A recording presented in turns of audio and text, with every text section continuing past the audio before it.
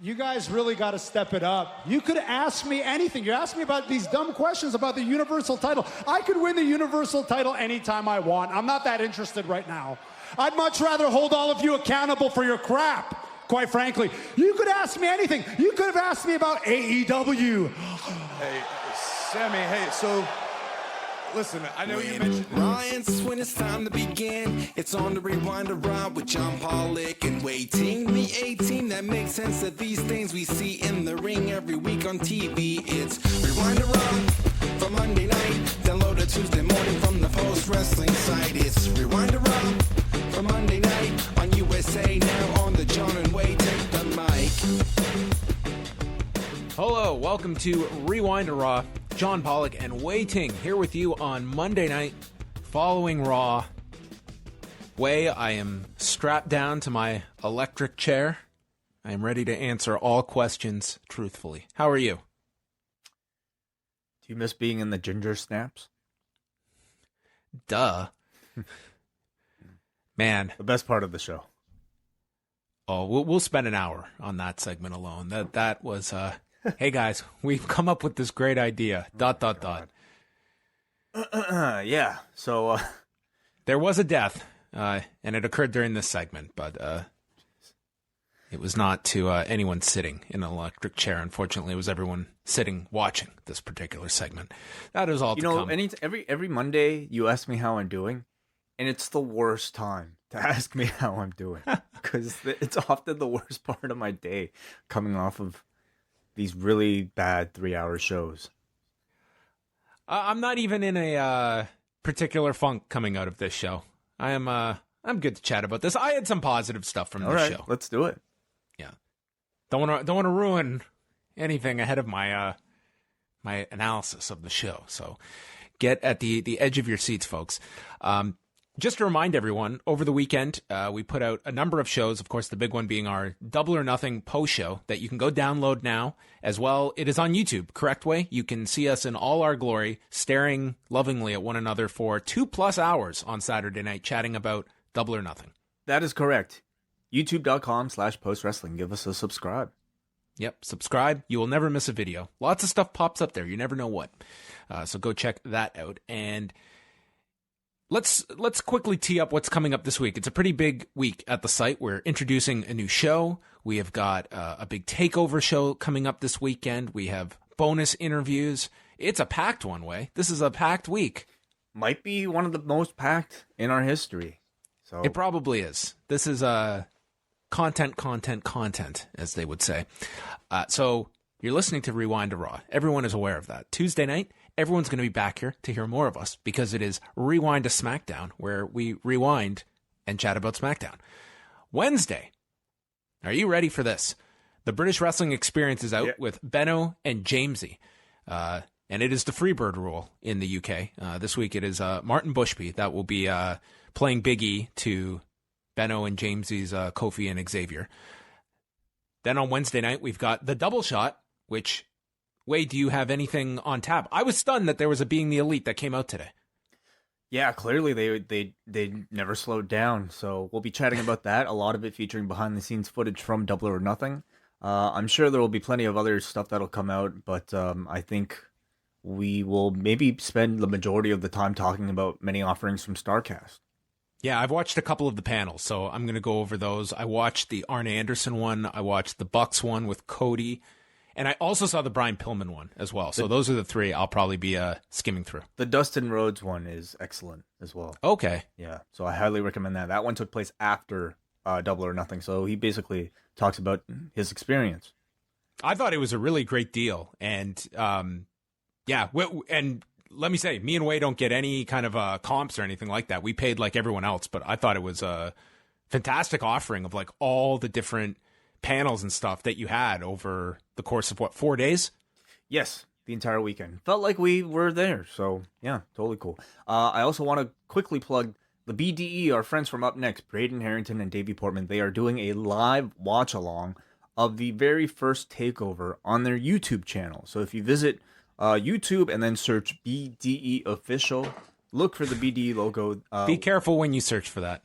Yeah, what may come up. There are a number of BDEs, but look for the BDE official logo.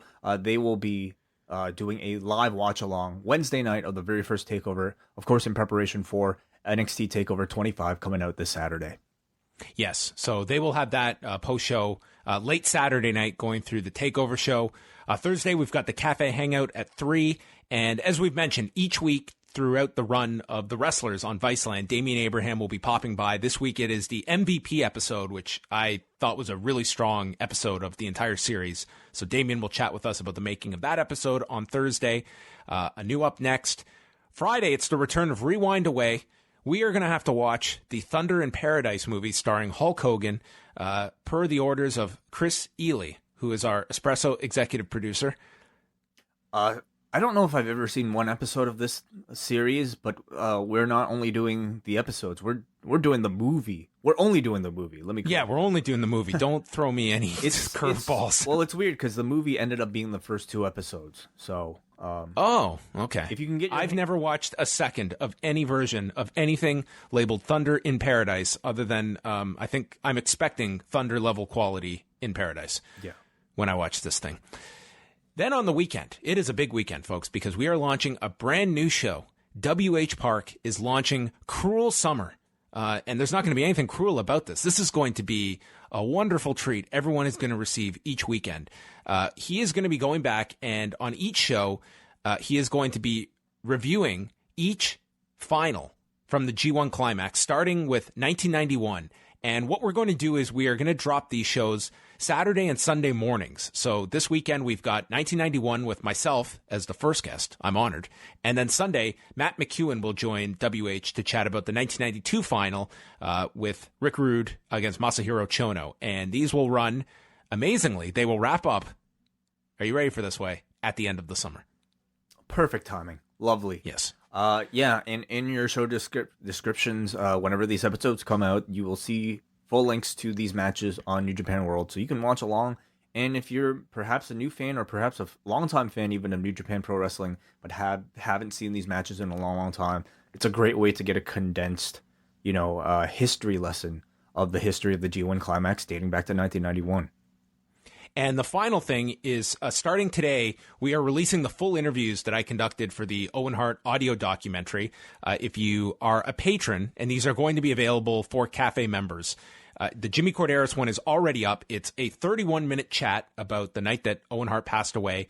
And then later this week, Wednesday, we'll be releasing the interview that I did with Jason King, who was working with the Kansas City Star back in 1999.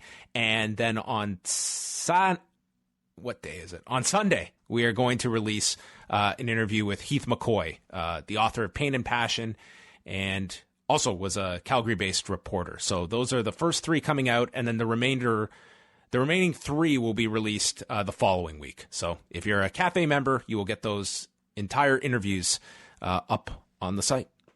Lovely. A ton of stuff on the Post Wrestling Cafe, including your chance to win a free T-shirt. Oh my God. Are you telling me that not only do I get all of this bonus stuff, but you're going to give me a T-shirt as well? Possibly. Wow. Well, Way. If you're Are we nice. ready for the draw then? We are more than ready. All right. Spinning. Way is spinning it. You've been kind of, I think, been a little partial to the left side of the bin. So I want you to go more to the right here. Go to the conservative end and dig deep. And that is the name that you are going to remove. And who is that lucky winner? Congratulations to Julie Nechayev. Julie Nechayev from I don't want to give the full address, but from California. Congratulations, from Julie. 95 Boulevard West. Congratulations, Julie. Yep, you win a Post Wrestling combo pack featuring a T-shirt, stickers, and even a coffee sleeve. So that'll be coming your way. That's what everyone wants. I think they get these prize packs, they toss the rest away, and they keep the coffee sleeve. They must, yes. All right. Yes, all Café members, you're always entered in the draw each Monday night to win something that Way is willing to give you. And who knows? Who knows if you're going to get a knock on your door and there is Wai Ting. I wish I could go to California to deliver a T-shirt. Do it, Way. I think you should. God. Okay. Done. All right, let's blitz through some news. I almost feel like calling this the Jon Moxley section. This guy has just been every couple of hours, it seems that something new is happening with Jon Moxley since Saturday night when he appeared at Double or Nothing.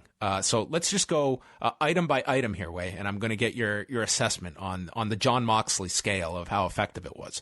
So we learned right after Double or Nothing that he has a multi-year deal with AEW. He will be full-time come the fall, but Tony Khan did mention during the scrum afterwards that he is going to be available to do some international and independent dates. And he was very vague about what this was, but we would learn what that would turn into Sunday night when a video was released revealing Jon Moxley as the mysterious second knife pervert in New Japan who is coming after Juice Robinson.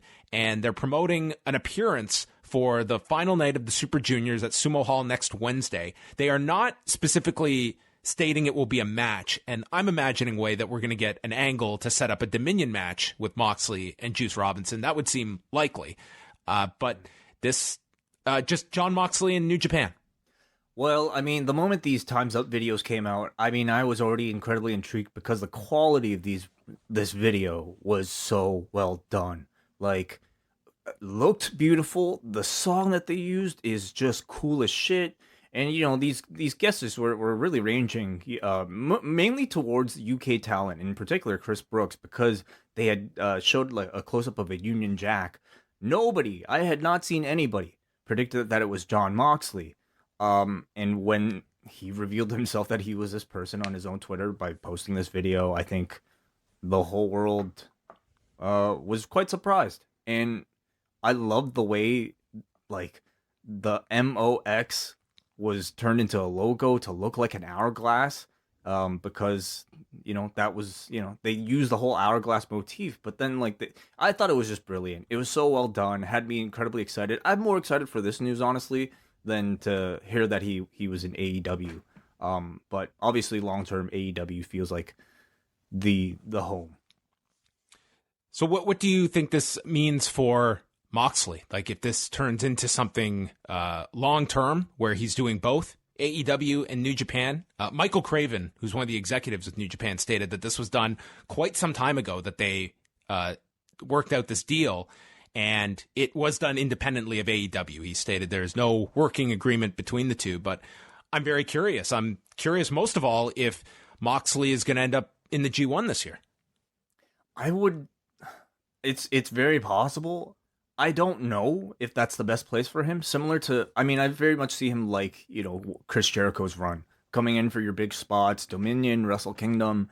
Beyond that, I don't know if it's in his best interest to do a G1. Like, you want to retain that freshness. And is it the best thing for him to do a several date tournament? Putting all this that guy is mileage on your body? doing. This guy is already signed up for 5 matches with Northeast Wrestling in June and August. I think this guy's trying to fill his calendar ASAP. Yeah. So it would not surprise me if he ends up getting this is a real big coup for New Japan bringing this guy in, and you want to pump up that Dallas show. I think they're looking at. I would think that it's a strong possibility he ends up in the G1. Perhaps, yeah, perhaps. I'm excited. I'm excited to see what types of matchups like being slotted with Juice Robinson. I feel, it's interesting, and I wonder if he'll stay at that tier, or if he's only basically taking the belt in order to promote a bigger match with somebody else. But it's a huge spotlight for Juice Robinson. Probably the biggest match that he's ever had. So in addition to that, as I mentioned, Northeast Wrestling has announced Moxley is going to be wrestling Darby Allin on their June 14th event in Waterbury, Connecticut. Then he'll wrestle the next night, June 15th, in Jackson, New Jersey. And then he's coming back August 16th, 17th, and 18th for shows with the promotion. And this is like the best drawing independent, especially in the Northeast. Like it's a pretty big independent group that brings in a lot of names. So they've announced Moxley versus Pentagon Jr. for the 16th, and then they have not announced what matches he'll have the 17th and 18th. But to my point about the G1, Northeast does have a show July 20th, which would be right in the middle of the G1, and Ambrose or Moxley has not been announced for that particular show. So it seems like his schedule would allow if he wanted to do the G1, he at least has no dates that he's announced that would conflict with those. So I can see that as a possibility. And then on top of it, we also have the promo that AEW released late Sunday. This was about an hour before we got the New Japan announcement, and it appeared to be right after he walked backstage and goes into the locker room and just cut this 90-second promo, and I thought it was an excellent promo. It felt like he was out of prison, just like his video. That line at the beginning, "They will come to my funeral to confirm that the body is dead." I mean, what a great line. It's night and day compared to the man who was complaining about smells. It really feels like this is the Dean Ambrose that we've been wanting for a long, long time. So I'm really happy to see it, and I'm sure it gives plenty of people hope that, anybody like Sami Zayn tonight, I'm sure he's imagining himself in the same scenario whenever he's ready to leave. But they also did a thing on Being the Elite where he and Joey Janela shared a cigarette. So I don't know if that's teasing something for one of their future shows or maybe just a cute skit, but there might be something there. Well, he's wrestling on Fyter Fest, and I can't imagine they would go to Moxley and Omega so quickly. So maybe Joey Janela is going to be that person for Fyter Fest, whether it's a team or an opponent. Mm-hmm.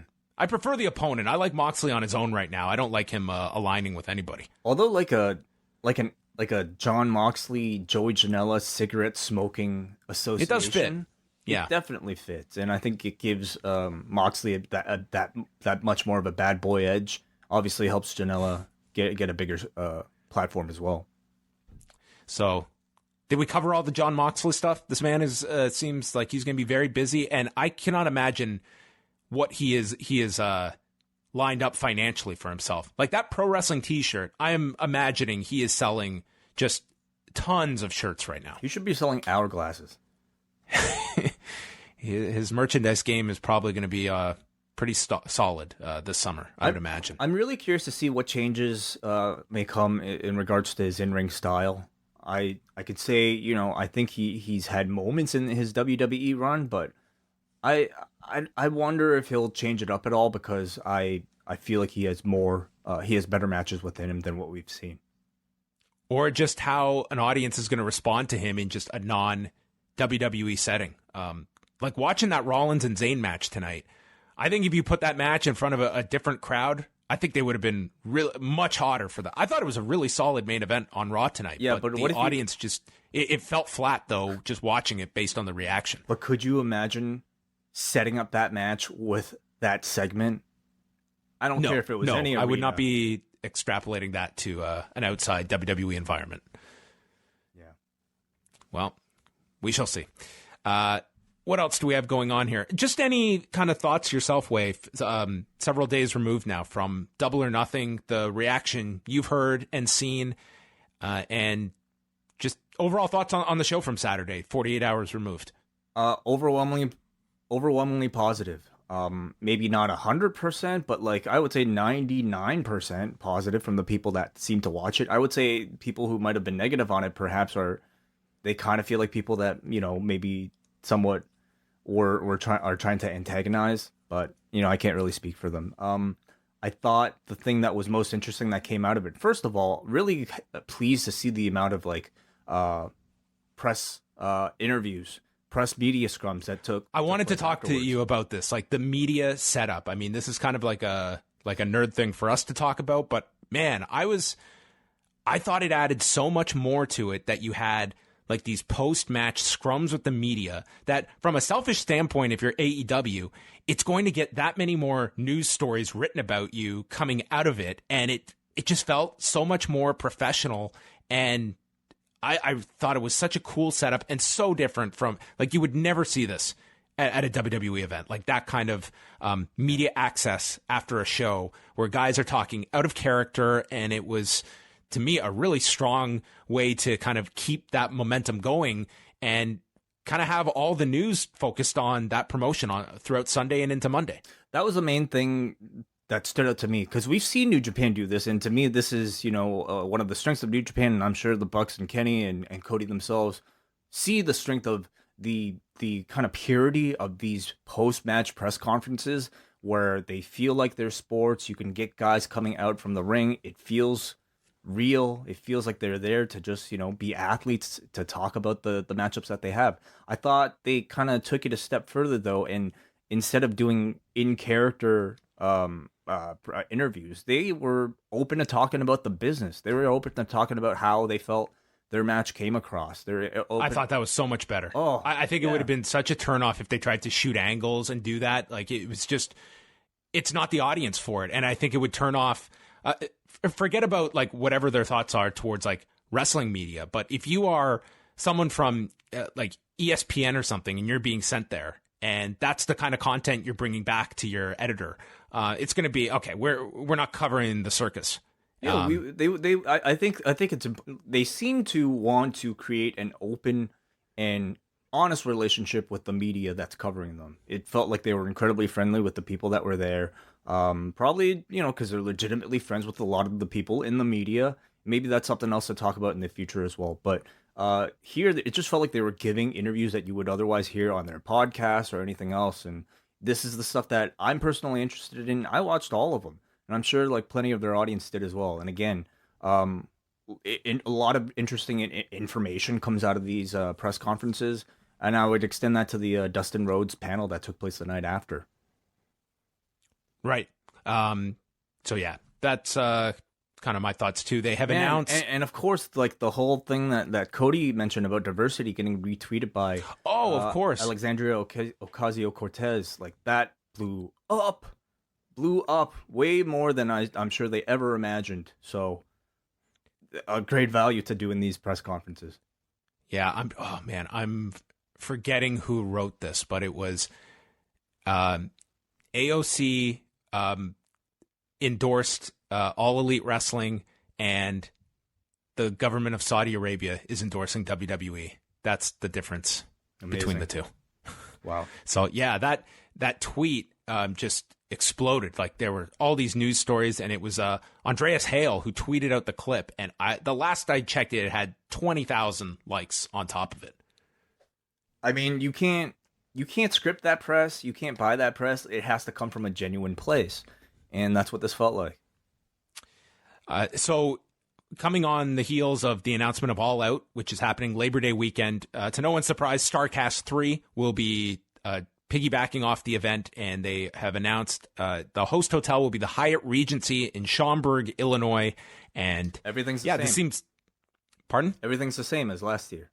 Yeah, the same setup, and they are already going to be selling bracelets next week for Starrcast III, but that seems to me to be just a given that for the big events. How many times do you think you could do a Starrcast a year? Is 2 the max? Do you think you could squeeze in a third? I mean, I think this will be a test to see how much of a craving there is, but I can probably say that All Out will have no trouble selling out very quickly for Labor Day. And if you're going to Chicago anyway, I imagine you'd probably want to go to Starrcast. I think Starrcast has done a good job of providing interesting panels so that, even if you've met all the legends that you wanted to meet, I think going there and at least seeing some of this stuff will be interesting. I also wonder if any other independent promotions will be piggybacking off of All Out this year.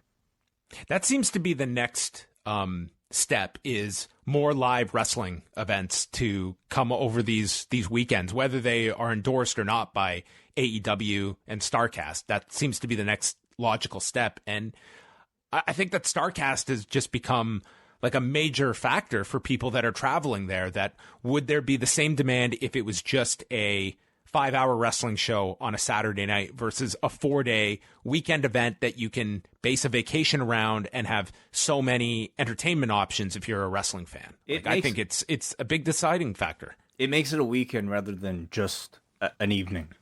Yeah. So, I think from the looks of it, it looks like their tentpole events will be Double or Nothing and All Out. I'm sure more to come in the future, but let's say Starrcast does like 2 a year spaced out that way. I feel like that they will do perfectly fine. And final note here is that Taka Michinoku is out of the rest of the Best of the Super Juniors tournament. He had injured himself on Friday with a right foot injury and missed Sunday's match against Dragon Lee, so he forfeited that match. And his remaining A-block matches this week were supposed to be against Marty Scurll and Yoshinobu Kanemaru. So I would imagine Michinoku, maybe he was going to play a spoiler role and win maybe one match, but I don't think this late in the tournament, he had 0 points and he'll end with 0, that it had a drastic effect on the math with 2 matches remaining and the Dragon Lee one. So I guess 3 that he had to forfeit. And I didn't see him being Dragon Lee and probably not Marty Scurll. It was maybe he would have beat Kanemaru. Makes you really wonder, like, what contingency plans there are. Like, let's say it wasn't Taka that got injured and it was Will Ospreay. Like, how does that affect everything? There was a G1 a few years ago, maybe 2014, when Nakamura had the rib injury and they had to deal with that problem. And like, it's one of the things with the New Japan tournaments is that even if early on you look at a booking decision that night and you question one guy going over, you really can't judge until the end of it because it's so intricately booked that every win and loss is kind of looked upon to build to a bigger picture. So a guy that gets injured can throw all of that off because this is all supposed to make sense with the math at the end of it. So probably this is not the worst case scenario, that it doesn't look like it'll throw the point totals into too much disarray, but it can be very difficult. Like, it's a house of cards when you have a tournament that is all the wins and losses are telling this larger story, and then suddenly you have to do several forfeits out of nowhere. All right, all your news you can go check at postwrestling.com. It is updated all the time, so go check that out. Raw from Monday night, they were in Kansas City at the Sprint Center for Memorial Day. And that's how we started off the show. There was this wonderful video commemorating veterans that had lost their lives defending the country, and some very heart-wrenching stories and interviews with veterans. I thought this was a really classy, very nice way to start the show with this video. It was an incredibly touching, emotional tribute. Really, really well done video. It was met with a standing ovation. Again, you know, their video department, their storytelling department within the post-production, it always provides top-notch work. And it's nice to see them do things like this. But then you're also reminded that the next pay-per-view coming up is in Saudi Arabia. So, I don't know. I struggle with how I feel. I think that it's only the beginning of that over the next 10-day period that it's going to be amplified. I think the issues people have with this deal. That I was on this radio interview in Orlando on Sunday night, and that's like where I was on there to talk about the Owen Hart documentary, but we started talking about, you know, the rise and popularity of the women's division in WWE, and then one of the female hosts was telling me that, you know, she's, you know, a real big fan of, you know, Becky Lynch and all these women, but this Saudi Arabia deal, it's really difficult for her to get past that. And I think that that's the case for a lot of people. Like, it is they're very conflicted, even if they are an incredible fan of this product, that is a step too far for many people. I think it's one of those things that I'm really interested to see how a competitor coming up will affect. Like, I feel like this amount of negative publicity will not be acceptable had there been legitimate competition. Like, let's say they're in the Monday Night Wars. I don't think they would have entered into it, or at least I don't think they would have continued with a deal like this, seeing the amount of negative press that they would have. Maybe they would have because it's an incredible amount of money, but I'm curious to see if AEW rises continually, how something like that might affect this Saudi thing. And what, in theory, I mean, it's only a theoretical, but how would AEW respond to getting an offer like that, where here's a company with a startup with enormous costs and expenses out of the gate? A deal like that, it's, for some, they would not even think twice and accept it and would justify it by, well, we're taking this conflict money, but it's doing a lot of good. It's going to give a lot of people, it's our road to profitability, and we can make so many lives better that are employed by us.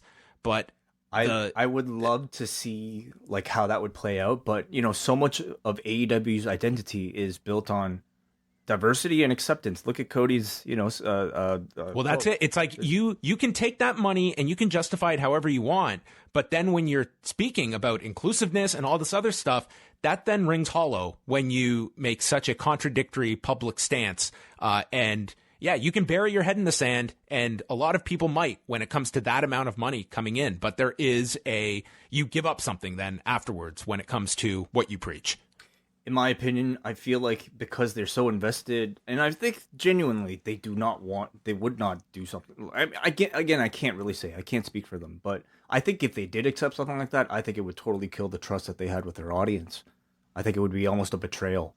So, but it doesn't even have to be that. I'm sure as a company, they will face other potentially, more moral dilemmas, because in the end, they are a business. They have to make money, but not every business decision might be made with the best of moral intentions. So I'm sure we'll run into those issues at some point. Brock Lesnar and Paul Heyman are in the back, and Brock Lesnar has his new merchandise line, The Brock Party. The Brock Party. What did you think? Would you buy this one? I wouldn't touch this shirt, but I thought that if ever there's a better guy to get his merchandise over, it was Brock Lesnar in the first 10 minutes of this show. I think the idea of Brock Lesnar wearing any type of like gaudy, cartoonish shirt is hilarious. And that seems to be the current character. He's running with it. I think the shirt is perfect for the type of character he's playing right now. This thing's going to be a great seller for him, I think. Kofi is the first one out, so keep the count way. We're at 1. Yes. With Kofi. They recapped the Ziggler attack from last week, and Kofi had a pretty good reaction here.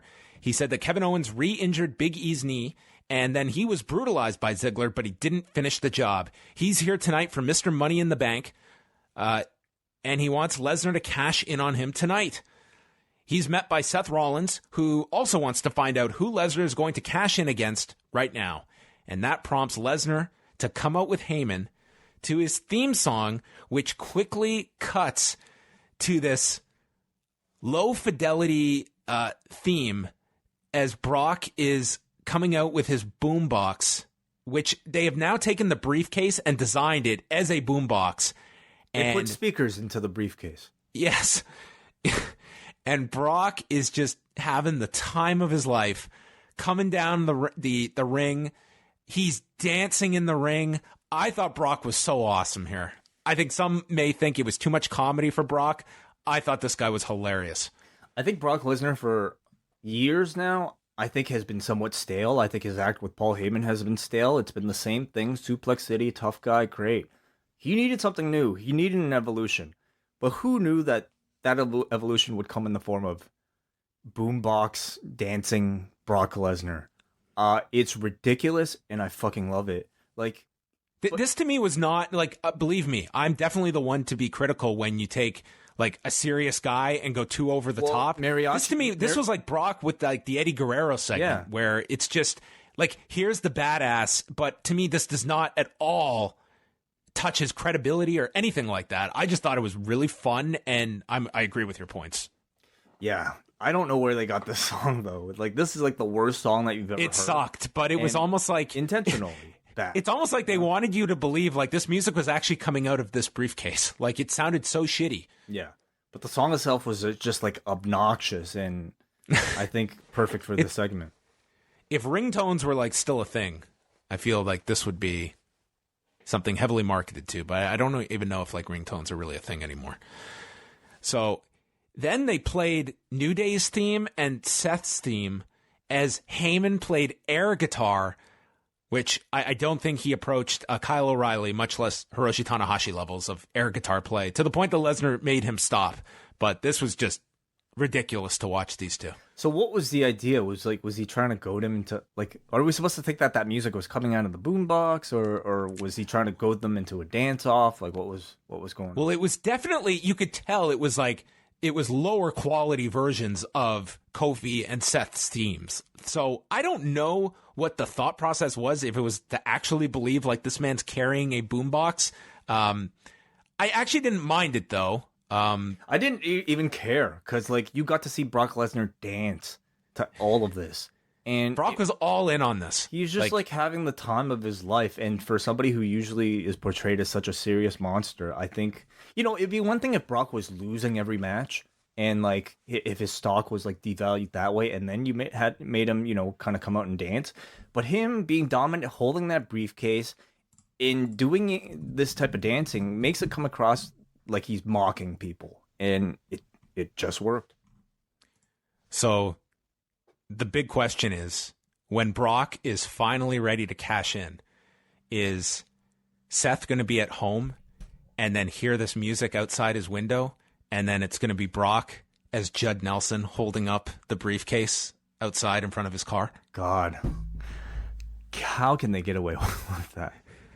I'm sure they might be cooking up scenarios right now. All the fun you could do with the boombox. Maybe some like, do the right thing in there. Radio Raheem. I don't know. All the fun you could have.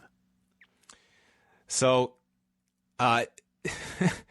after they play the different theme musics, the theme songs, Heyman said that they ruined the Brock party, and he blames Seth for peeing on their party. And Seth just takes off and he leaves. He didn't seem all that interested about a cash-in anymore. And then Lesnar and Heyman end up finishing their promo with Kofi in the ring, and then they leave, and Kofi's alone in the ring, and we see Dolph Ziggler with the camera zoomed out on from the perspective of Brock, and we see Dolph run in, attacking Kingston, and nailed him from behind, hit a zigzag on the ramp, and then he got a chair as Xavier Woods ran down for help as we went to a commercial break, and then would continue what I would describe as the Peter Griffin versus the chicken segment, that this attack just went on and on and on and on. It went very long. Do you know what time this thing ended? This was 31 minutes into the show that this segment finally ended between Ziggler and Kingston. We had Woods involved. It was so long that Ziggler was able to send Kofi away injured, and he made a recovery and came back by the end of it. Yeah. I understand. It was just so long. Yeah, I understand, wanting Brock out there at the beginning of the show for your rating spike.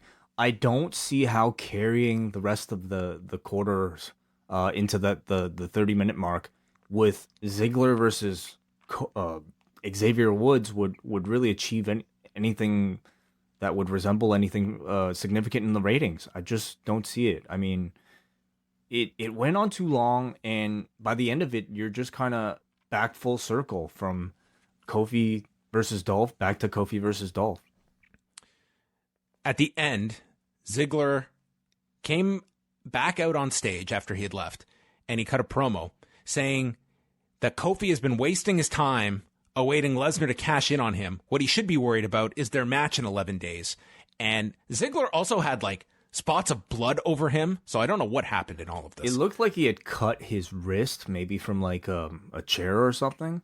And he took full advantage of it because you could see him wiping it all over his face. In fact, by the time he went to the back and came back out, he had opened up his shirt and wiped all the blood across his chest to emphasize the blood. So I'm really curious to see that, because we're talking about a company that at not that long ago would stop matches to get rid of blood from their TV. Even on their network specials, they would do that. Here, it looked like they were amplifying the blood intentionally. So, I mean, I'm not going to say, perhaps a certain bloody match over the weekend might have held some influence on a decision like this, but I noticed something. Vince showed up at TV after seeing that match, and he just handed out razor blades to everybody. Have at it. Yeah, this is the difference maker. This will lift our ratings. I mean, but clearly they did not tell Dolph Ziggler to wipe that stuff off. In fact, whether his decision or Vince's, they amplified the wrist blood all over his chest. So Ziggler said that Kofi needs to celebrate over the next 11 days. He says, every time I see you with that title, I think it should have been me. And he admires Kofi. He said, you've had two friends since day one, and I always called the people liars who said you were a B-plus player. I knew how good you were, but what happens when you don't have that title? and I take it. And then he said, it took a bit longer than I wanted to, which was the summary of this entire segment. And then says, it should have been me at WrestleMania, which then it dawned on me, Dolph Ziggler is literally playing Kevin Owens in this feud. Except he's going to Saudi Arabia. Except he is going to Saudi Arabia, but he is the stand-in for Kevin Owens and is just taking his story. Like, it was supposed to be Kevin Owens at WrestleMania, and I think that this would have a lot more to it if, like, right down to Ziggler saying, like, we were friends before, I respected you, but it should have been me at WrestleMania, and you took this opportunity from me. Like, he's pretty much, they have taken the material for Kevin Owens and just placed it onto the lap of Dolph Ziggler. True. And you know, thinking about Owen saying these words, I think possibly would have worked a bit better. Because, I mean, while I enjoyed Dolph's promo on Tuesday, hearing it again here, especially coming off of those 3 segments, I had already kind of had my fill of Dolph Ziggler on my TV, and to just hear him basically cut the same promo, I was kind of tired with it. The other problem is, it's Dolph Ziggler saying all this. You know, Dolph Ziggler, the boy who cried Dolph, threatening to give us a world where he will take the World Heavyweight Championship from Kofi Kingston. Nobody buys it.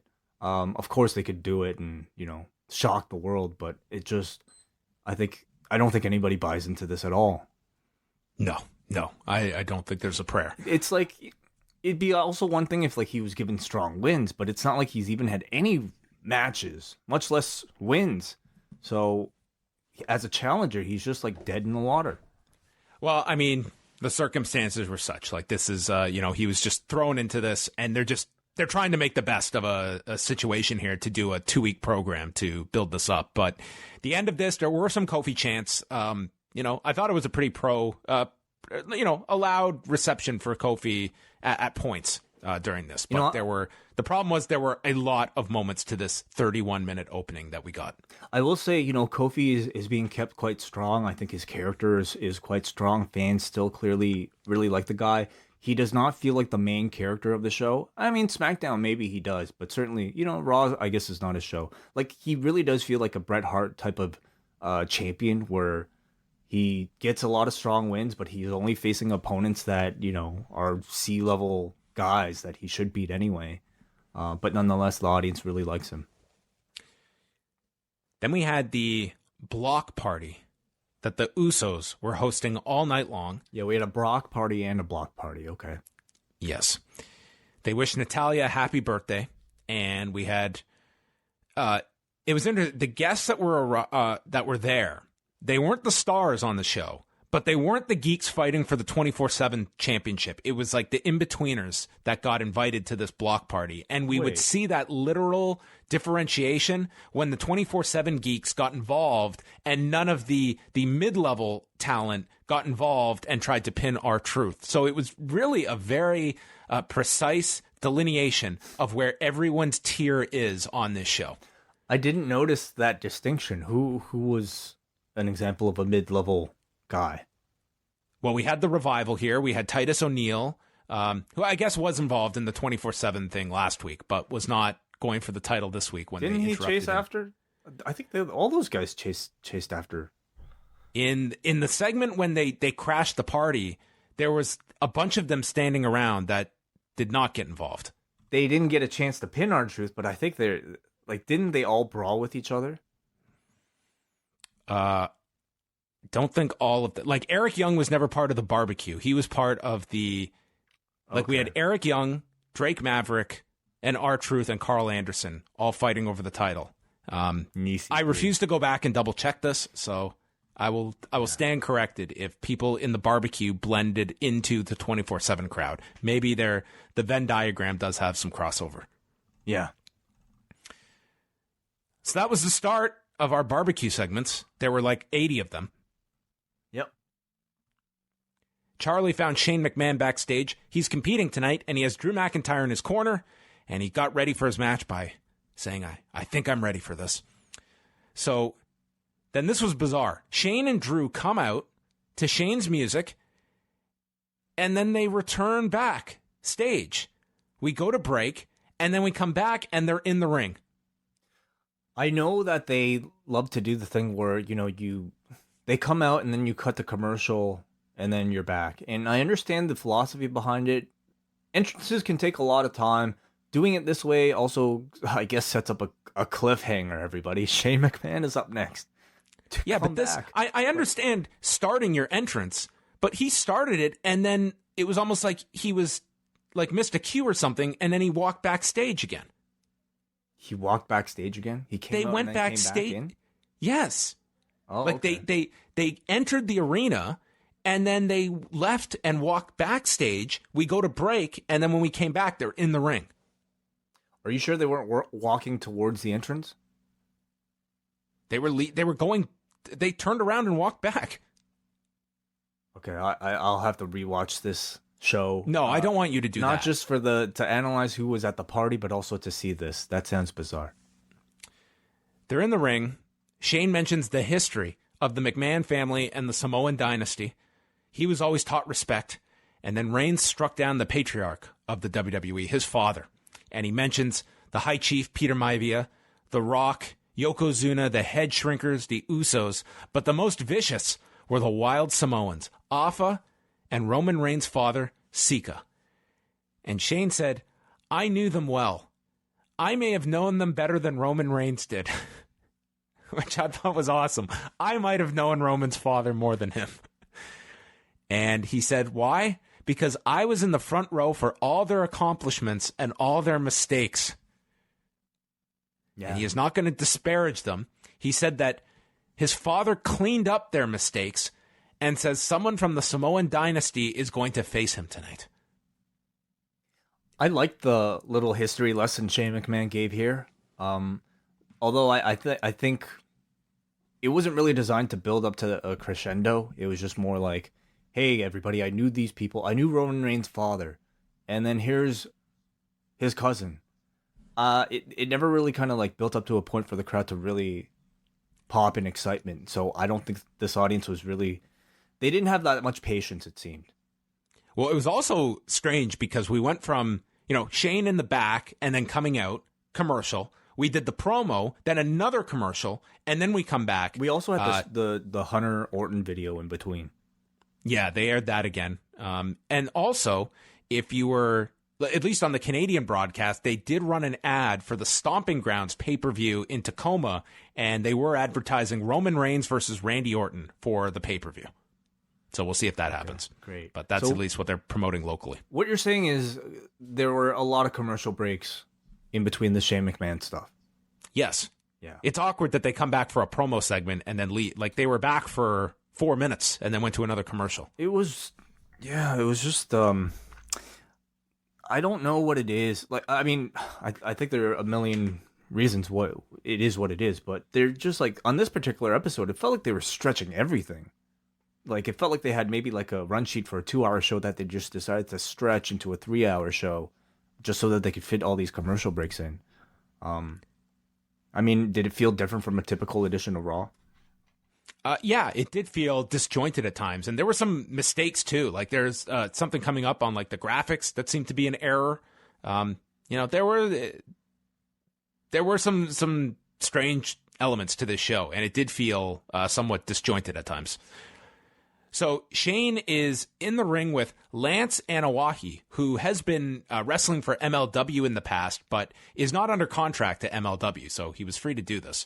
And Drew pulls Lance to the floor and runs him into the barricade and apron repeatedly, and then into the post, and hits him with a belly-to-belly and chops him. And Shane then has him bring him into the ring and calls for the bell. So Lance Anawahi is all beaten down, and Shane takes him to the woodshed with his punches and kicks as the crowd begins chanting, "This is awful." They're also chanting AEW. Yes, there were AEW chants as well. The first of many, I'm sure, to come. Yes. Like, I feel like that's going to be the protest chant. I think that'll have replaced the CM Punk chant. Lance landed one drop kick on Shane, and then Shane stopped a super kick and proceeded to hit the Judas effect. Yes. and then applied. Hey, listen, it's a toss up which one looked better because Jericho's is fine, but Shane's was just as good. And then he applied the inverted triangle and won the match in 1:33. They continued the attack after the match. Shane reapplied the submission and said he reminds him of Sika, and he would do the exact same to Sika, whose worst mistake was spawning Roman. And after all this, now cousin Roman decides, I better do something. I mean, I'm here on Raw for a reason. I better come out. Not to mention the rest of the family that was having a block party in the back, who didn't give a shit at all about this. The Usos were there. They were busy. Tamina was there. Yeah. He comes out, Superman punch to Drew. He chases Shane, ends up, Shane hits him with an elbow, but then Reigns takes him out with a Superman punch, sets up for the spear, but Drew pulls Shane away, and they're shown leaving the backstage area. And this was the entire utilization of Roman Reigns on the show, which I guess he's kind of centered here to the Shane McMahon feud, but it just seemed that like they had the most minimal idea for Roman Reigns on this show. This whole point of this wild card is to have access to guys like Roman Reigns. If anything, it's like the Roman Reigns rule is basically what the wild card is. Okay, so is Roman number 3? 2. No, 3. You're right. Let's go back. We've seen Xavier. We saw Kofi. We saw Roman. Shane doesn't really count. Woods. Yeah. I said Xavier, Kofi, and Reigns. That's 3. Was anyone in the block party? That was all Raw. Ziggler. Ziggler's a Raw guy. Ziggler's Raw? Ziggler is Raw. Are you sure? Remember he had the feud with Drew McIntyre for all those months? No. But he came out to challenge Kofi Kingston for the SmackDown Championship. He's SmackDown now.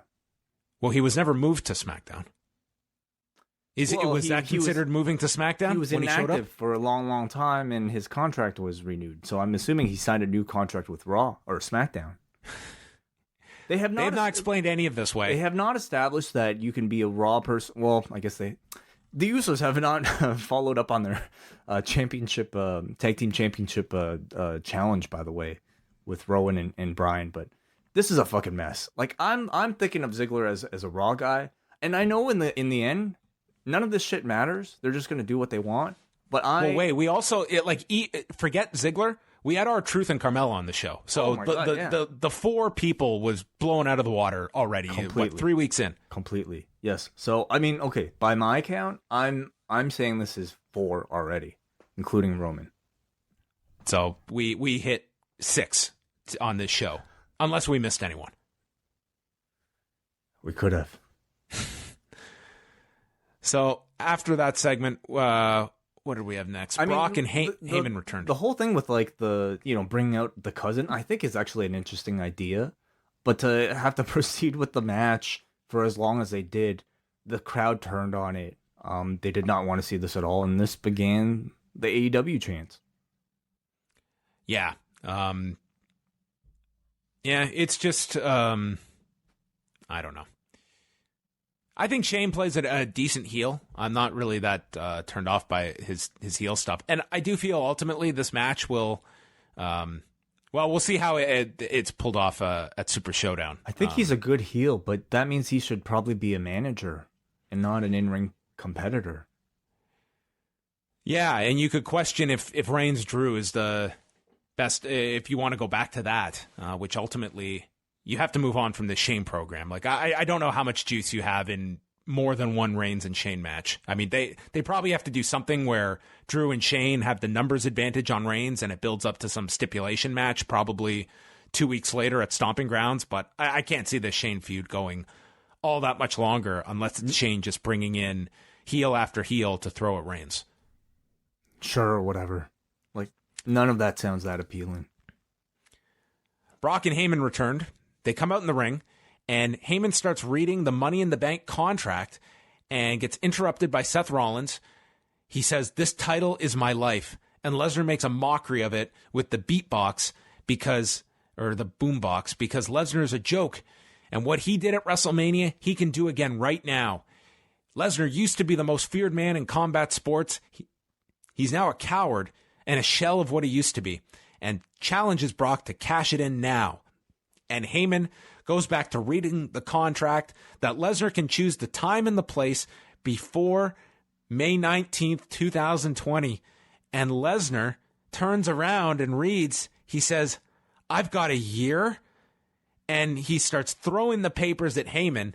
He did not know the Money in the Bank stipulation, laughs at Rollins and says, "Screw you. I've got a year to hold on to this thing." And he takes off and he leaves.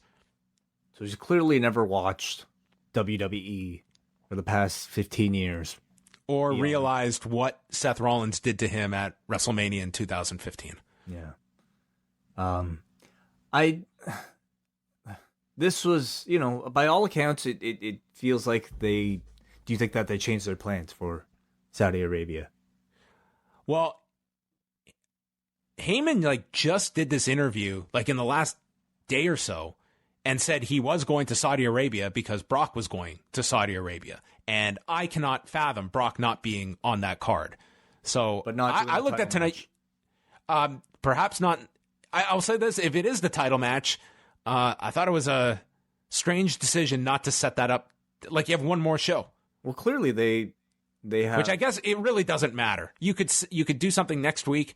You could send Brock to just do another match. I guess it really does not matter. But they set up another challenger for Seth Rollins. They set up Baron Corbin. And I think if you're not going to promote Brock Lesnar in a title match, then why have him...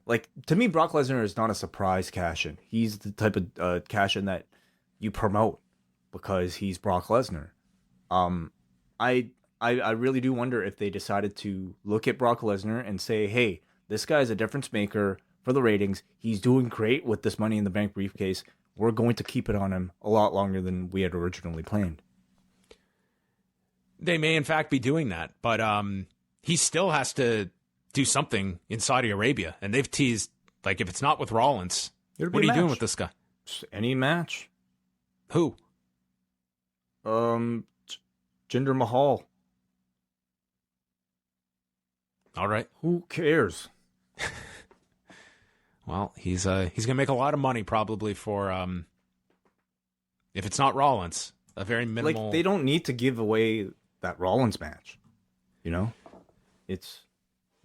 need to give. More importantly, they don't need to give away Brock Lesnar's Money in the Bank briefcase, because if they're not going to have that briefcase on anybody else to give them value, clearly Brock Lesnar is doing something right now with the briefcase. It's helping Brock. It's overall helping their TV to have Brock dance around with the Money in the Bank briefcase. They might keep it for a long time. R-Truth and Carmella then ran through the crowd at the end of this, and the wrestlers are chasing after him. Eric Young was involved, Drake Maverick was, Carl Anderson, and R-Truth escaped the covers and left with Carmella on his back. As Renee noted, I love that title. No. Which, man, it's one thing to hear Cody and the Young Bucks really bury the design of this title. It's another to hear Edge, who is one of the most, this guy does not say things to, just cause a stir with people. And he said, that is the ugliest title. I could have designed that. I think he would have done a better job. But, what are your thoughts on the 24/7 thing a weekend way? 2 weeks You were in, much higher on this than I was last week. I was wondering if during social media, especially over the course of the weekend, how much we would get from the participants here of this division. I think Drake Maverick has still been very active. I think he's been a highlight along with R-Truth. Those two have been tremendous. But on the TV itself, it just is a constant reminder of who your C-level talent is. I think a week in now, I thought this week it lost a lot of steam. I thought the potential is still there for them to do a lot of really creative things with it. But what you see on TV, like this, had no creativity attached to it whatsoever. We're going to have a party and then a cornhole game within the party. And I don't know, R-Truth is just going to run in. Why is he here? No idea. He's not a Raw guy. He's not one of the wild card people. He just walks in. Okay, good enough. Everybody gets their airtime. Done. It's lazy. again, the potential is there for a lot of fun stuff. Like, look at the Joey Ryan DDT stuff. Like, that's just ridiculous, and it's fun, and not to be taken seriously, but just tremendously entertaining. On TV, at least, what you saw tonight was just nothing. But again, you take it to social media, and I think guys like Truth and Drake Maverick continue to maybe impress. But on TV, you see none of that creativity. Charlie was with AJ Styles, and he said he had been injured and had been replaced by Baron Corbin in the four-way tonight. He said he felt a pop in his lower back at Money in the Bank. He is not making excuses for losing to Seth Rollins, and he wanted to compete tonight. And then he got attacked by Baron Corbin in the trainer's room and got tended to. And I thought that this segment was notable because last week we did the slap segment with AJ and Corbin, and then they followed up on it here. So they're definitely going to build to this match. Clearly, I thought last week this was going to be their match at Super Showdown. It seems rather obvious to me that Corbin was put into Lesnar's spot against Rollins for Saudi Arabia. But, obviously I don't have confirmation on that. But why else would they do this? Yeah, and maybe this is like ultimately if they were just shuffling things around, they're keeping this program going, and maybe you do end up doing Rollins and Corbin at Super Showdown. Like I do not know 100% what the plan is. That they announced that match. How many matches have they announced and changed? Yeah, I just don't. I don't see them announcing that match only to change it later. But anyway, you're right. Yeah, sure, they could change whatever they want. But they're already changing it from something else. Well, they had not previously announced the match before. Then why do the angle from last week?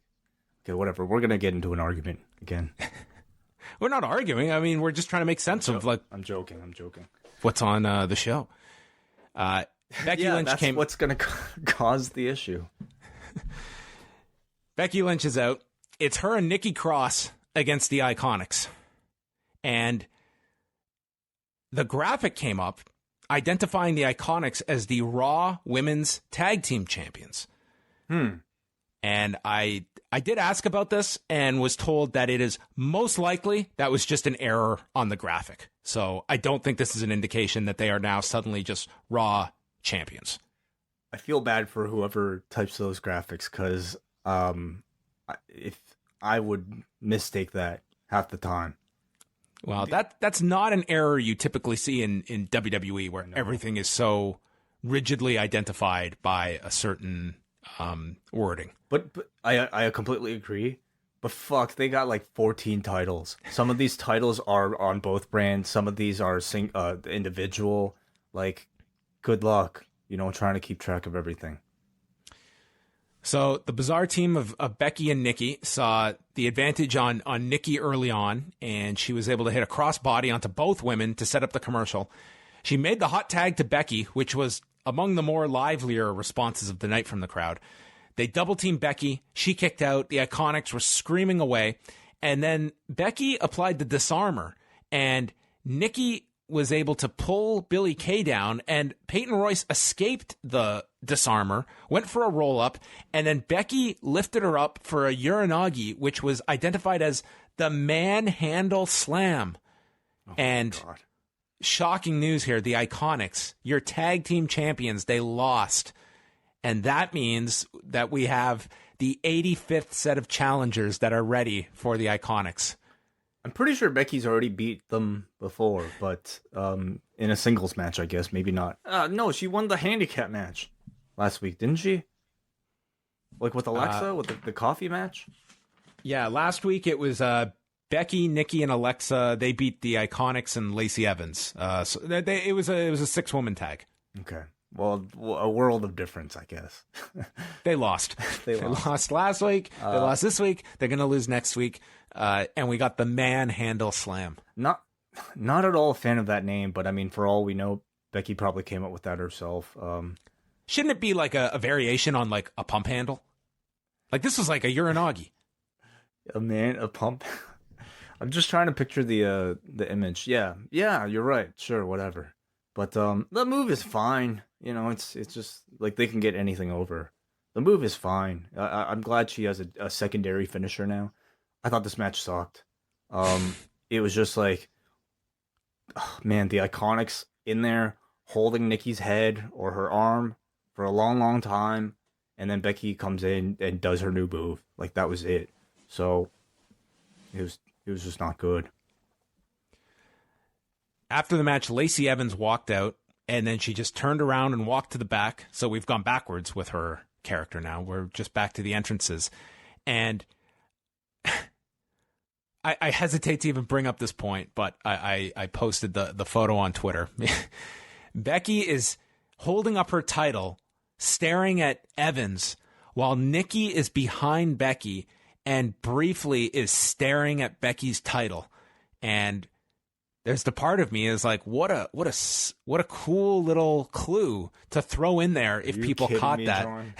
I understand. That's why I'm hesitant to even mention this, because I am 85% sure this will never be revisited ever again. But that to me is something that you don't get those kinds of things, and especially get payoffs to. And I think that's a little thing that they miss at times. I absolutely think it's possible that this feud ends with Nikki versus Becky, with Nikki turning on Becky. I think that makes perfect sense. Whether or not that was planned for her to look at the belt, it's also very possible that was set up there. I feel like whatever decision was made regarding that was probably independent, though, of the rest of the program. Well, let's give him the benefit of the doubt. Maybe this was if this turns out to be a title match, then hey, I think that that's something I like, that kind of stuff. If you catch that and it wasn't Michael Cole screaming, "Renee, she's staring at the belt. Do you notice her staring at the belt? Corey, she's staring at the belt." Let's go to a replay of her staring at the belt.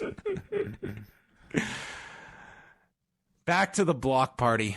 The Usos are with Naomi. Tamina's back. And they all just stared at each other. And then they all hugged and rejoiced. Well, we're supposed to remember that the last time these two might have interacted, they were on opposite sides, I guess. Who knows when it was. Yeah, Tamina's been gone, I guess, since Nia Jax got hurt. Yes. We haven't seen her since WrestleMania. Mm-hmm. The Revival appeared, and the Usos said, "No one invited you." Naomi corrects them, says, "Yes, I invited them. They need to squash the beef." And they agree, and they're going to have hot dogs together. They squashed beef. By eating processed beef. Like, one of the Revival members had beef in their, like a hot dog in their hands or a patty or something, and squashed it. I missed that. Hands. I'm sorry. I didn't have all my detailed notes of the block party. You know, we really have to go back for a deep dive on this Uso block party, I think. Again, like, I feel like seeing the Usos and their whole family celebrate while their cousin Lance is just like in the back, just probably in a hospital somewhere. I think there's some real potential for Lance Anoa'i to be like the unwanted cousin. The unwanted... He's adopted by Shane. Lance McMahon. Yeah. He's just the one like nobody recognizes. He gets beaten up every week. Nobody saves him. Ricochet and Cesaro both are going to be part of the 50-man over-the-top rope battle royal. Do you know what is at stake in this match? Is it a belt at least? No. Renee asked the question it was on my mind, absolutely, when I heard this match being announced. She asked everyone, can you imagine the bragging rights? No. This is going to be every argument will end with the winner saying, hey, 50-man over-the-top rope battle royal winner. Oh, my God. Oh, boy. What happened to Braun's belt he won last year in that thing? He just has it.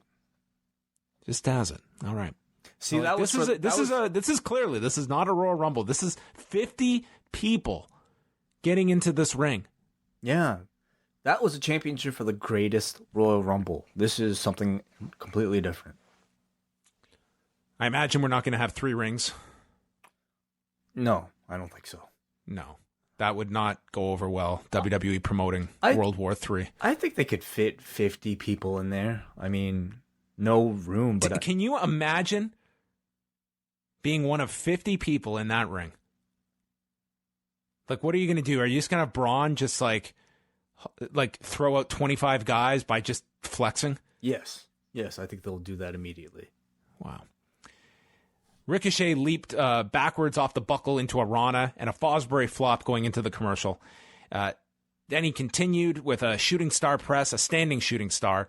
There were European uppercuts delivered to Ricochet on the turnbuckle, and then Ricochet knocked down Cesaro, teased the 630, but Cesaro got out of the way and then hit this running uppercut, and Ricochet flew. There was a powerbomb attempt by Cesaro, turned into a code red for a 2 count, and then the closing sequence sees Ricochet kick off the chest of Cesaro, flip to the floor. He then does a handstand on the edge of the apron, landing on the shoulders of Cesaro into a spinning Rana where he hooked the leg for the win. This ending sequence was so great. It was incredibly impressive. Man, this was not the hottest crowd, but this was a very fun match involving these two. I don't need any story. Just throw these two out there. I'm fine with it. I thought it had some really good moments, especially for a TV match. Sure. Then we got an update on Rey Mysterio. He has a separated shoulder, and next week he will relinquish the United States title. Samoa Joe. Hold on a second. Where do you think either man goes from that match? Ricochet and Cesaro? Yeah, the series is 1-1. Oh, nowhere. They'll do 5 more of these. They're just trading wins. Sure. And they're gonna settle their bragging rights in this battle royal. Okay. Joe came out, said Ray will do the right thing, and then he's waiting to take back the title that is rightfully his. And Ray's shoulder is like legitimately messed up. So, well, they initially advertised this for this week. Like Joe's promo last week said, this week Ray was going to be here, but I guess plans change. They change. Then they promote. Coming up later tonight, I saw this photo because I was like 10 minutes behind. I seriously thought Kayfabe News had just released a story.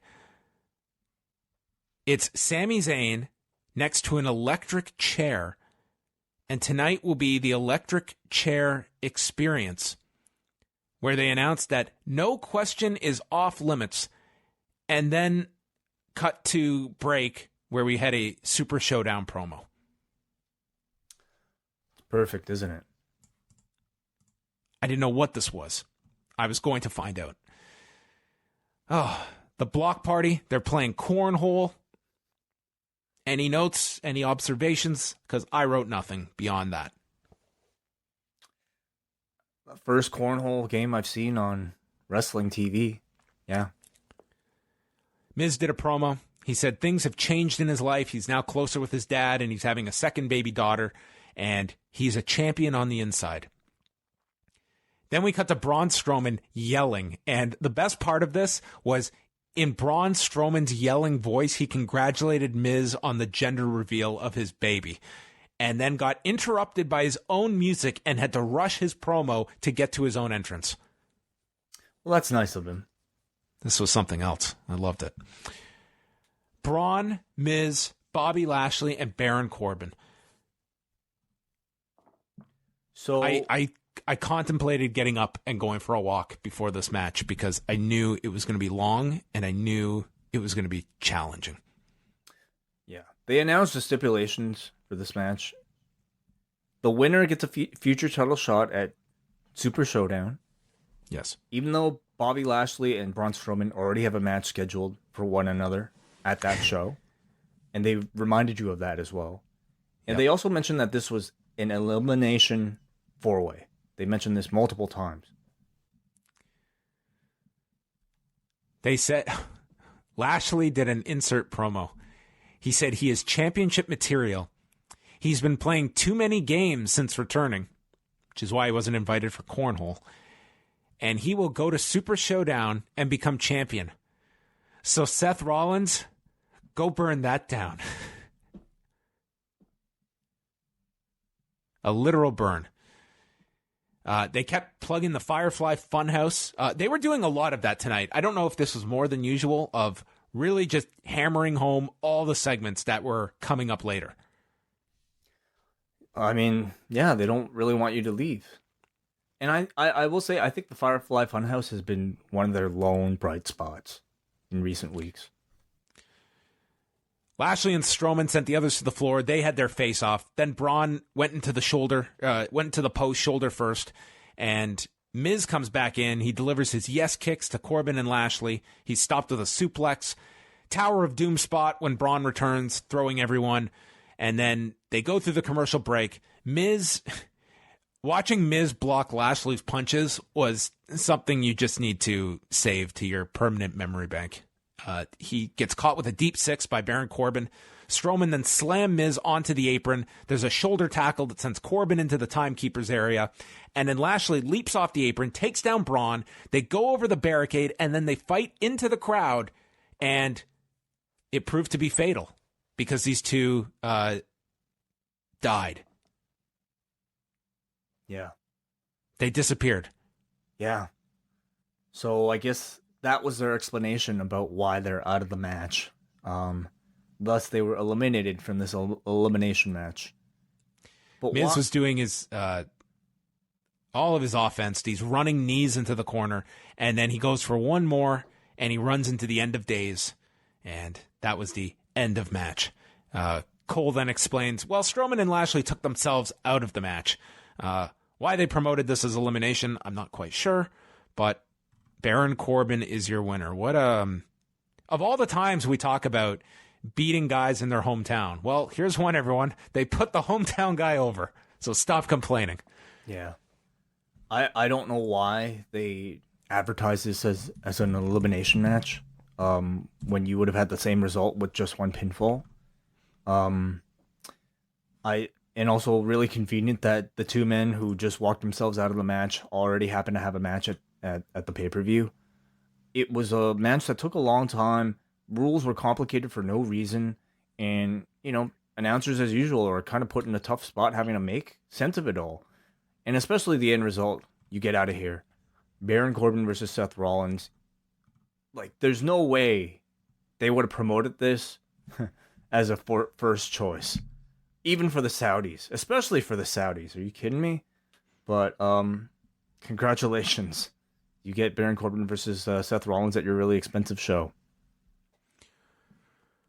More cornhole. The Usos and Revival got into an argument. R-Truth showed up. Kalisto rolled him up for a 2 count. Carl tried to cover him. Everyone fights. R-Truth escapes. The end. Yep. Firefly Funhouse. It'll be really interesting to watch these 24/7 segments back in a year and see all the people that are no longer with the company and working for AEW. Yeah. Who's going to be doing the 24/7 panel at the next Starrcast? Oh. Firefly Funhouse. Bray has this paper plate covering his face with the mask drawn onto it, and he pulls it down with this sinister look, and he asked if they enjoyed his secret, which he calls the Fiend. People say and do horrible things, and it's hard to find his confidence and be brave, but when he puts on the mask, I can be anything I want to be. Abby the Witch then called him a sicko and asks if he is a doctor. So Bray transforms into a doctor and diagnoses Abby as a bully. Abby complains about being tired and doesn't want to be stuck in limbo. And Bray, hearing the word limbo, all of a sudden these children are holding a limbo pole, and he does his little spider walk underneath it and says, "Let me in." Yeah. I thought it was, like all the other segments, kind of confusing, kind of cool. I think the people like it will continue to like it. Those people who don't care about it will continue to not care. I think he's crafted a really interesting character. I don't think there's anyone that isn't curious about this character. Do you think that they're actually working some type of story here? You had Abby mention, be pretty critical of Bray Wyatt. So is Abby supposed to represent, his one side of his consciousness? Do you have any thoughts? I think that in this 3 minutes, you could take a lot of little character plot twists and little things like they're introducing, like limbo. What does that represent? Like this world that they're in. I think there's all these little things that I feel are ultimately going to mean little or nothing when you have to merge this with the main show and have this. This feels as though it's a very small group that are producing these segments, and then it's going to be a much larger collaborative effort, and we will see how much of this world they've created is going to be able to make its way into the actual show. That's where I fear this being kind of lost. But I think thus far, they've generated people's interest, and we're getting to the point where now you do have to take the inevitable next step with this character. It can't be the vignettes forever. I think it's clear that in Bray's mind and whoever's working with him on these things, he's probably got a very clear map of what this all means. And it's probably incredibly complex and detailed and intricate and probably really good.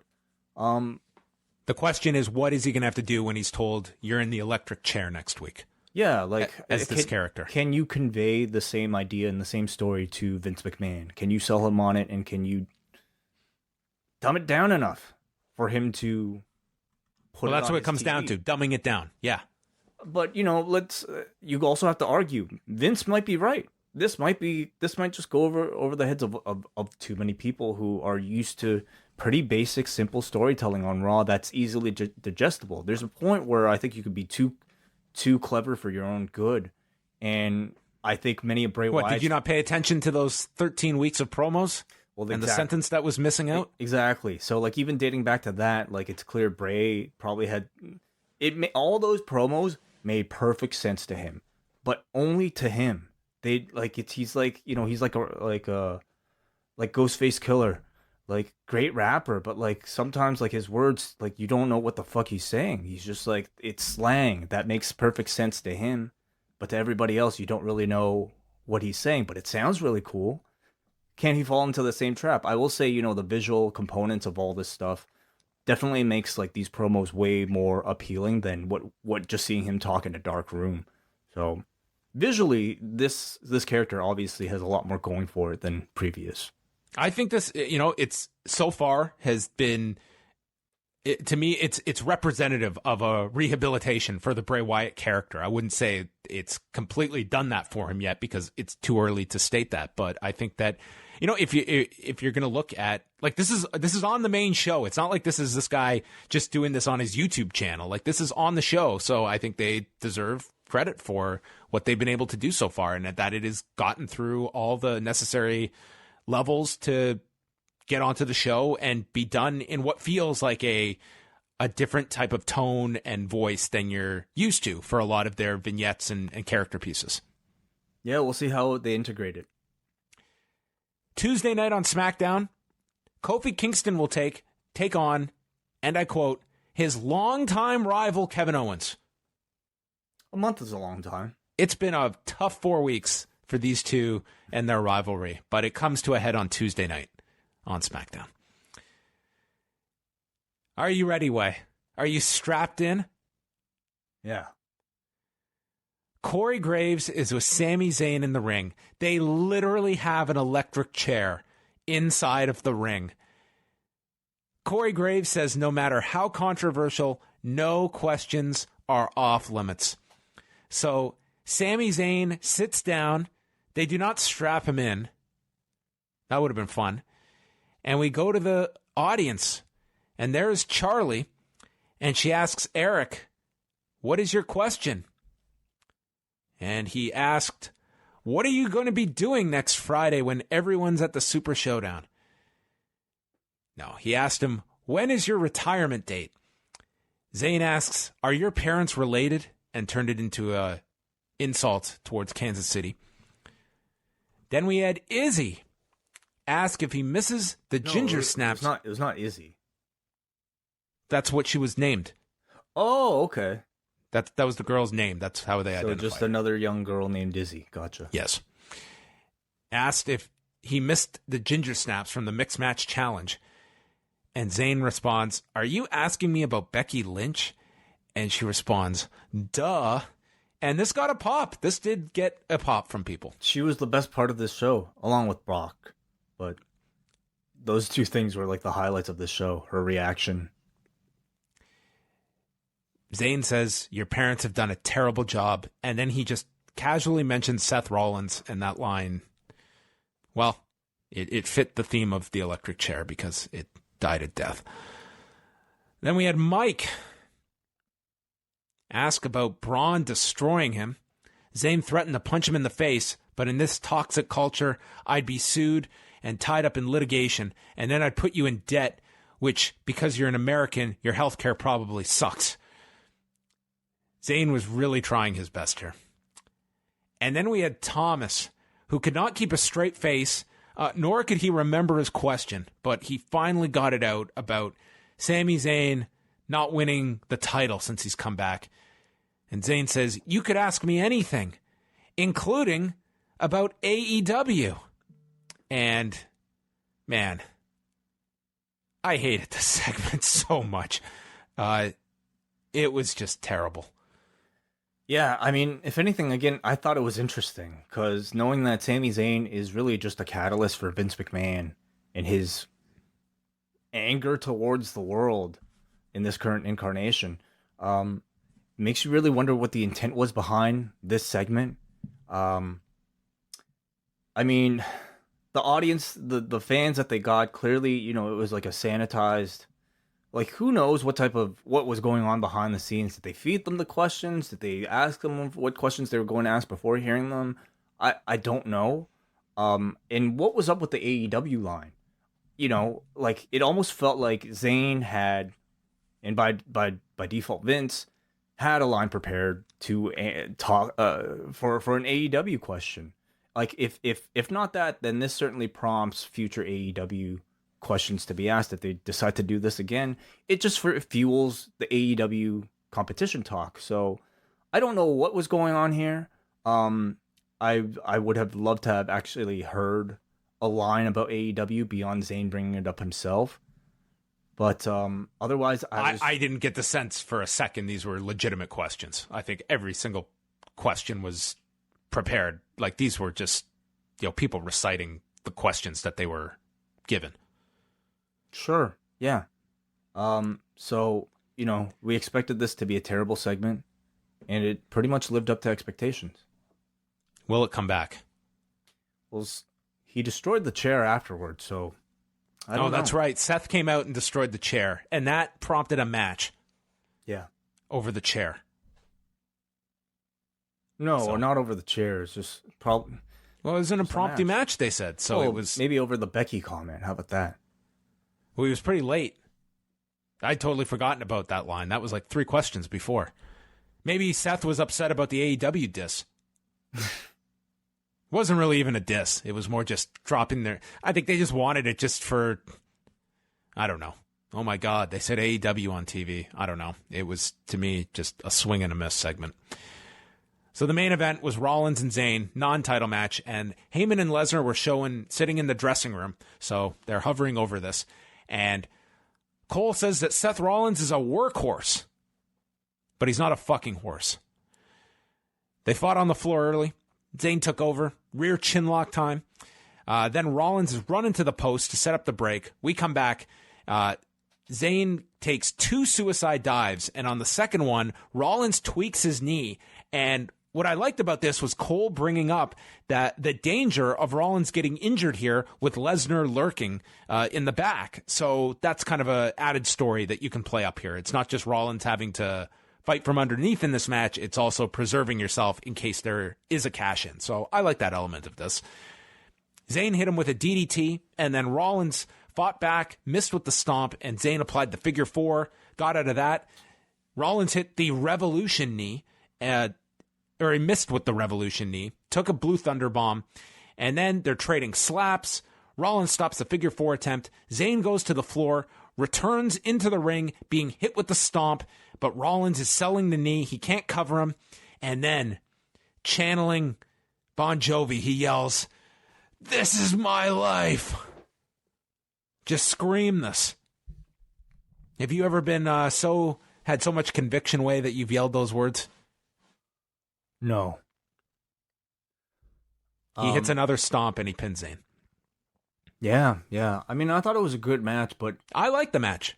I thought it was tiring.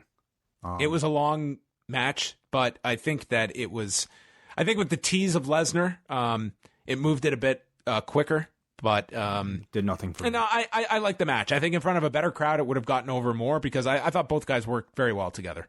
But the crowd was not overly hot for this match. And then it just ended like that. There was no Lesnar. There was nothing at the end. It just went off the air, and you're left with the impression that, yes, it is Seth Rollins and Baron Corbin in Saudi Arabia next week. Yeah, I thought they ended up getting the crowd, but I thought it took them a long time to get there. And, I don't blame this audience at all after the spectacular setup that they had with that electric chair segment. I thought this was a worse than average edition of Raw, but on a weekend coming off of a great effort from your future competition, it felt even worse. I think watching this, Double or Nothing just magnifies how complacent we've all been to accepting poor quality television. We've been watching this for so long now because it was as good as it was going to get. But now that it feels like there's going to be a genuine alternative product, it feels like we don't have to grade these shows on a curve anymore. I never do. I'm just told I'm very negative as a result. I'm fine with that. I thought they relied way too much on Brock Lesnar appearances. And again, I don't blame them. You look at the ratings. Oh, what works? Brock Lesnar works. Okay, let's use him for every hour. But it felt so lazy. It felt like at the beginning of the show, and then at the 9 o'clock hour, it just felt like I was watching the same segment with Brock and Seth coming out, dragging out these this tease now for so long. Well, the tease worked last week, and I think that's what they've got as a hook now. But give it back to me in a creative way. Don't just have him come out here, tease that he's going to make an announcement, and then have them walk to the back not making an announcement, only for them to come back out at 9 o'clock to tease making another announcement and not make an announcement. You can only do that for so long before I stop giving a shit altogether. So if you're going in, though, with the, we're not doing the cash-in, and we're using Brock as a hook for throughout the show, I mean, how creative can you really get when you're not doing the payoff, and it's just to tease it throughout the show with no payoff in mind? You know that from the get-go. So, I mean, I don't think it's ultimately, I think tonight's number, it's going to be fine. You know what, John? Why not have fucking Brock Lesnar dance in the corner for 3 hours? Because if your goal is to just have Brock Lesnar on your TV doing something, it's not the goal, though. The tease is that this time he comes out will be the time that he cashes it in. So you're hoping that enough people are going to be biting on that and stick around for the show with the tease that he will. I think by the end of the first segment, I don't think anybody would have bought it. Well, we'll see tomorrow. If there's people that just tuned out realizing that, then that's going to be a strong message. Even if it works this week, I wonder if it'll work next week. How often can you go back to this? He's not advertised. He's not advertised for next week, which makes the Saudi Arabia show really strange of how they set this up, of whatever he's doing on the show. Mm-hmm. I guess at this point, I'm just not so impressed by any type of, pretty garnish you could put on a show in order to try to get your audience to stay. To me, Brock Lesnar right now, as much as I loved his dancing, he's no more than just a pretty Instagram filter to make your ugly selfie look better. When you should really be working out, you should be maybe taking care of yourself better, maybe get your hair done properly or something like that.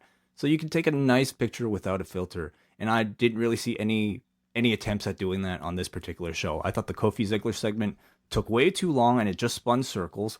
The Zayn thing is up there with one of the worst segments of the year. The Shane, Lance, and Hawaii thing, I thought in theory might have worked, but it died in front of this audience because of the match. And the four-way was just confusing. So I just didn't think that this was a great episode of Raw, especially when you're probably under a bit of a microscope from a certain section of the audience that watched a great show over the weekend. You didn't mention, though, you got a brand new set of contenders for the Tag Team Championships with Becky Lynch and Nikki Cross. Yeah. I mean, what progression is there for that story? Oh, it'll be huge. Of course. But for any of you don't just beat champions for no reason. But I mean, just for any of those characters, did Becky gain anything? Did Nikki gain anything from this segment? The Iconics? Nothing. No. It was, and let's be honest, and granted, you are building to a pay-per-view where we know the women are not going to be involved, but I still thought it was pretty telling. Becky Becky just felt like anyone else on this show. She didn't feel like one of your top talents tonight. She's got no story. She has something with Lacey Evans, but it just felt like a completely off the radar program that just felt buried in the middle of the show and didn't feel like, I would say even Roman Reigns was a very minimal use of him as well on tonight's show. It's just interesting how they're utilizing some people and how they're using others. Feedback? Are you ready? Yeah. Do you want to head to the forum? Yeah. We've got quite a bit of feedback here. Wai, what are you giving this show? It sounds very low. Are you going as low as a 2, or did you give this a 3? 3.5. That's what your range sounds like. A 3? A 3.73. Want to go? Do you want to start, or should I? I'll start. Paul from New Jersey says, I've always liked Dolph Ziggler. Perhaps this is an unpopular opinion, but he has the acting skills that one would see in a middle school play. I just don't believe it. Comes off as desperate to me. Not to mention whatever Brock was doing at the start of the show. I think somebody put LSD in my Memorial Day hot dogs. That was weird. The Iconics have not won a single TV match since Mania. That makes Paul sad. With such talent as Brock Lesnar, Shane McMahon, and video packages on Hunter and Orton being so heavily featured, I can't imagine why the fans were chanting AEW. I found this to be a pretty disappointing show. AJ from PA, I was actually excited to watch Raw for the first time in a while coming off the heels of AEW. I was hoping they would respond in a big way, but this show just did not do it for me. The Cesaro Ricochet match and the main event were the only bright spots. Opening segment was just weird, and there was about 4,000 commercial breaks in the first hour. They really need to start timing segments around commercial breaks. Doing them in the middle of segments ruins the flow and momentum. They come back from break, and it always feels flat. 4 out of 10. Yeah, I wonder what the intent is behind it. I mean, obviously, I think a lot of it feels intentional so that you don't decide to switch channels when they have a proper cutoff.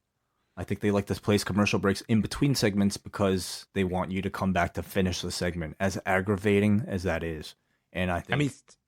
Yeah, I mean, sometimes you'll see them adjust when there's like some big game they're going up against, but I mean, tonight you had, it's not like they were going up against the NBA. You did have the hockey game, but I don't see that as kind of the level of something that they're doing, anything drastic going up against. Yeah, but it did seem more glaring than usual tonight. Some of the, like, just coming back for a quick in-ring promo and then boom, we're back to break. But I don't know what the reasoning was. We go to The Wolf, who says, there wasn't much to enjoy here, and each Raw seems to feel bland and repetitive. I'm still not sold on the 24/7 title, but R-Truth has enough charisma to make it fun, and I can already feel Drake would get a great pop if he did get to wear it. You can see he's trying. I felt so bad for that poor kid fighting Shane and getting potatoed. Interesting side note, Chris Jericho was mentioned at my work and not by me, so maybe there's something to AEW betting on Jericho bringing in new fans. Jake writes, does anybody believe for even a second that Dolph Ziggler is going to be the one who beats Kofi for the title? They've let Dolph be dead in the water so many times. How can people view him as a legitimate threat? Cesaro Ricochet was the only positive coming out of this. Great storytelling. But other than that, the show had no consistency and was just full of clutter. Thank goodness Harry Potter is on USA now because that's more worth watching than tonight. We got a Jay from Colorado. I had Raw on in the background while I was painting my downstairs bathroom. I figured it would help pass the time. Boy, was I wrong. Longest 3 hours of my life. I was half hoping to pass out from the paint fumes and maybe wake up during Harry Potter or Crisley or whatever they play after Raw these days. Gerard, I tuned into Raw for the first time in ages because I was morbidly curious if they would hotshot some stuff in the wake of Double or Nothing. I think AEW might have given them a spike in the first hour. What an awful show. No wrestling for an hour. The whole Ziggler brawling with Woods and Kingston didn't need to go for as long as it did. Sami Zayn electric chair segment was cringe. Thought that Sami versus Seth was okay, but not as good as what I would expect from them. I think the show burned out the crowd, which hurt the match. 4 out of 10. Said the only good part was Cesaro versus Ricochet. Chris from Queensland, Australia says, like many others, I myself was looking to see how WWE would respond to AEW, but my God, was this a disappointing show. A Sami Zayn versus Seth Rollins main event that felt flat, and #1 contender Baron Corbin. But Brock is a smart businessman. Those Brock party tees should sell like hotcakes. 1 out of 10 and canceled my network subscription. I can't deal with WWE until it improves. Question, did any clips from the weekend's house shows air with the 24/7 championship, or at least did R-Truth appear? Yes, Truth did appear. They did not air clips from house shows. There were no house shows this weekend. Okay. Yeah, they had the weekend off, so maybe their next loop will have a better barometer of what their plans are for that title and doing more creative ideas. Carl writes, this show was a huge disappointment. We had a talking segment with Brock, Seth, and Kofi and Rollins. Leaves with an attack from Ziggler and Kofi, and he's getting taken to the back. Then he attacks Woods, destroys him. This is a very long sentence. The more talking from Shane has his match. Okay. He didn't like the show. Brandon from New Jersey. My dearest post-ops. Been a minute since we spoke. One of the longest weekends of 19. How feel you? I'm doing well, man. I can't complain. If I did, nobody would listen, right? Anywho, Raw, huh? What a show, huh? People expected drastic changes after the A&W pay-per-view show. I found that humorous. Come on, kids. You know change doesn't happen in a day, let alone a weekend. Change takes time. It's not a journey. Plans disappear and dreams take over. But wherever I go, there you are. My luck, my fate, my fortune. Raw. Inevitable. Meanderings. The Sami Zayn deal was clearly manufactured. If so, por qué, señor? John, explain your Wikipedia. What about it? Oh, it's been edited by Brandon. Oh, okay. Let's go to Brian from New York. Guess I'm in the minority as I found Raw to be tolerable tonight, though that might be me just rewarding them bonus points for deciding to inflict a main event of Baron Corbin on Saudi Arabia. I'm perfectly fine with WWE mixing things up and going long portions of the program on non-wrestling segments, as a bunch of inconsequential 2 commercial break matches sometimes feel as skippable as anything else. Brock was fun, and I'm glad they're not just using Money in the Bank to get to a planned match immediately. That said, the wildcard rule is wearing me down a bit. Running what could be full on SmackDown segments on Raw is pretty unneeded and takes away from that program. All the Kofi Ziggler stuff could have happened there. The constant doubling up of guys just seems to take away from time that could be used on others recently brought up to the main shows. He cites Viking Raiders, Buddy Murphy, Aleister Black, for example. So when the first 45 minutes are spent that way, I can understand the complaints. I enjoyed Cesaro Ricochet, Rollins Zayn, and our weekly Firefly segments, but let's stay away from any more audience participation segments for, let's say, forever. All right. Thank you, everybody, for your feedback. All right. That is it for the show. Thank you to everyone for tuning in. Again, we are back on Tuesday night with Rewind to SmackDown. How many Raw performers show up, Way? Over or under 5? I mean, this 24/7 thing kind of, well, I mean, the 24/7 belt is on a SmackDown guy, so at least that kind of keeps that probably safe. I think they will respect it this week. I think we'll see 4. Okay. You're calling for 4. You're very, I'm just going to say they're going to screw with everyone and it'll be 2. Oh, interesting. Maybe to make up for today. Yeah. Well, who would definitely show up that's on Raw? We definitely, like, there's really no reason for Seth Rollins to show up. Yeah. I mean, AJ, they're claiming is injured, so I guess we won't see him. But why not Seth Rollins? Or Roman? Wait, Roman's on SmackDown. Who knows? Braun? No. Whatever. Let's just stop. That's it, everyone. We're going to sign off. Of course, postwrestling.com is where you can get all your news updates, and postwrestlingcafe.com for all of our bonus shows, many of which are coming out this week. So check out all that fine stuff, and we're going to speak with you on Tuesday night.